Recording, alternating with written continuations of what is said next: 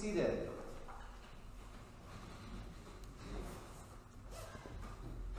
So as I usually begin sermons during this season, I like to emphasize that in this green season, the season after Pentecost, it's a time called ordinary time, and it's really a time to deepen our discipleship and grow in our faith. And so we hear a lot of the stories that Jesus tells, and we hear a lot about his ministry. And this is a really, really interesting story here. Jesus has just had this incredible unitive experience with God. He's kind of, been in the wilderness with John the Baptist, and he just has had his world transformed by John's teaching, and of course he's baptized in the Jordan River, and has this sense of how beloved he is of God. And he wants, of course, to go back and bring this good news to the world. And he says, well, I'll go back to my hometown, right? I'm going to be a preacher, a minister in my hometown, and I'm going to tell them all about God's love for all of us, and just as I'm beloved, they too will know that they're beloved. So of course he goes, he goes to the synagogue, the local parish, and how's he received? Not so well. It doesn't go over that well. I mean, people recognize that, okay, he's a pretty smart guy, and, he's got these newfangled ideas, but are they really interested in what he's got to say? No, they're not at all. They say, who are you? Who do you think you are? You're just the son of Mary. You're a carpenter. I know your brothers and sisters. And they're not particularly interested. And of course, in some of the other gospel passages, they run him out of town. I think there's even one where they try to run him off a cliff. So it doesn't go over very well. And, I think that maybe a lot of us might have that experience sometimes, in our youth. Maybe we go off to college, or maybe there's been some, trip we take, and we go away from home, and we have this insight, and we come back and say, hey, Mom, Dad, guess what? I want to be X.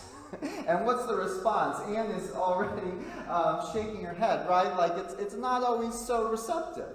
So that was kind of, Jesus's experience, with the people in his hometown. They kind of had the curse or the trap of familiarity. Sometimes when things are too familiar, you're not open to it. You think, oh yeah, I've heard that all the time. I know what it says. Scripture's a lot like that. We hear it, we've heard it so much our whole lives. Sometimes it's hard to break it open and have it really change us at the deepest level. So basically, that's what he's encountering. He's kind of encountering this trap of familiarity. But, Jesus, I think he probably laments it, for a time. He basically says, you know what? That actually was the job description of all the prophets. Look at Ezekiel. Basically God says, I'm sending you to be a prophet, and whether they listen or not, they'll know you're a prophet. And so Jesus recognizes that, all right, he's in a long line, of prophets. The message was not always so well received. But then, he takes the idea and he sees an opportunity. And he says, you know what? He basically says, if Muhammad won't come to the mountain's going to go to Muhammad. And he goes out. He goes out into the surrounding villages. He doesn't stay in the synagogue, in basically what was the local parish. He goes out. And he sends his disciples out. And he's got a method. He's basically got a method for doing this. So does anyone remember basically what Jesus' method is for preaching and teaching and healing? What he does himself and what he tells his disciples to do. You want to look at that passage there? Yes, Rita. Well, prayer is part of it, absolutely. But what does he specifically say to do? It's kind of like it's a step-by-step. I see three basic steps there. The first thing he says to do, I'm going to take my glasses off. Everyone tells me I need bifocals. They're right.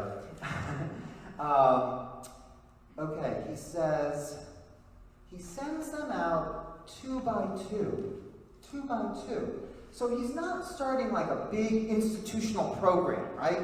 He sends them out 2 by 2, small groups, intimate groups. And then what does he do? He gives them authority over the unclean spirit. And then look at the next line. This one I think is really the most significant in this step-by-step method. Yes, he ordered them to take nothing for the journey except a staff, no bread, no bag, no money in their belts, but to wear sandals and not to put on 2 tunics. And then he basically says, when you enter a house, stay there. He's basically telling them to rely on the hospitality of others. So Jesus basically he's saying, don't come at this from a position of power. Don't come at this like, oh, you're the beneficent one. You've got all the ideas, all the knowledge, all the money. No, go in a position and a posture of vulnerability. Take no money. What if church actually looked like that, right? That would be a radically different way of thinking about church, but that's what Jesus' method is. And then the final step, right, is he says, if they don't listen to you, leave, right? Shake the dust off your feet. Don't get really mired and bogged down. If there's resistance or, just sort of struggle, if they're not listening to the message, just move on. Just let go and move on. So this is Jesus' method for proclamation and for teaching and healing. And I think the key is that vulnerability piece. Go in a posture of vulnerability. This actually happened literally to me. A number of years ago, I went on this mission trip to Ecuador. And, we were going to this remote area of Ecuador. Basically, it was a lot of, banana plantations. And, we were going to stay with a family, and there was, no running water. And so we prepared in advance. I remember getting this, really great, fantastic hiker's backpack, and I got, mosquito netting, and I had, all of my, sort of energy bars, and just anything that you can imagine for, sort of a near wilderness trip. And I had it all packed perfectly. And so we flew down to Ecuador, and we arrived in a little airport.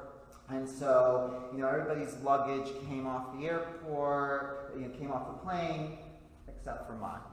And so suddenly, here I was in Ecuador, and all I had was what I was wearing.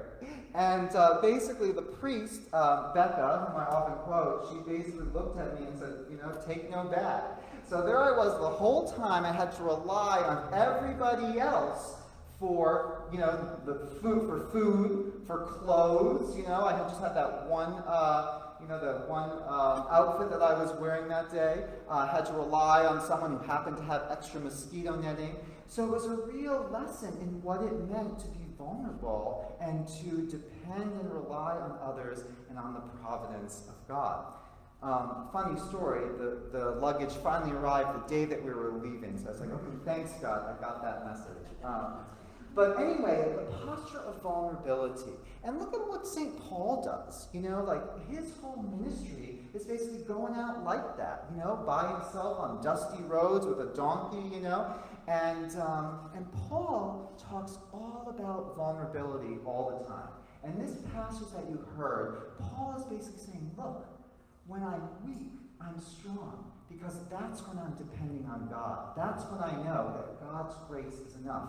He talks in this passage about his thorn, and scholars have debated what that thorn might be. Some say, maybe Paul was really struggling with some kind of addiction, or maybe Paul was struggling with his sexuality, but he comes to understand this as recognizing that it's not about him. It's not about what he can achieve or who he thinks he can be. It's basically saying, God's grace is enough for me. God's grace is enough for me. And that is how I will manifest God's power and healing in the world. It's not about me. So I want to read a passage from Becca, which kind of gets at this. This is called Begging from Beggars. I was driving down Dickerson Road, a street notorious for prostitutes, looking for a woman I had known for a couple of years in the Magdalene program who had relapsed and lost everything. I was worried about her and wanted to tell her that if she ever wanted to come home to Magdalene, she was welcome. She had given the program so much in the year and a half that she had been in the community, I wanted to make sure she knew that we still loved her. I saw her and parked the car, Recognizing me, she crossed 4 lanes of traffic to get to me. She asked if I had some money I could lend her, and just for a moment I got a glimpse of how desperate she was and how that street was a walking hell for her. I couldn't imagine trying to survive there. I asked her, "What is keeping you alive?" She told me it had gotten so bad that she was begging from beggars. She said I might be surprised that beggars can be mighty sympathetic and generous. It made perfect sense that those who know what desperation feels like are willing to help someone else who is desperate. I stood there with her, unwilling to give her money to use for crack, but wanting to be with her. I knew that I was saying goodbye for at least a long time, and that probably the best I could hope for was that she would be arrested before she was killed. I told her as honestly as I could that she was like a prodigal daughter, and that set her firmly in the Gospels near the heart of God. I told her I didn't understand exactly how, but that through her I had learned about grace.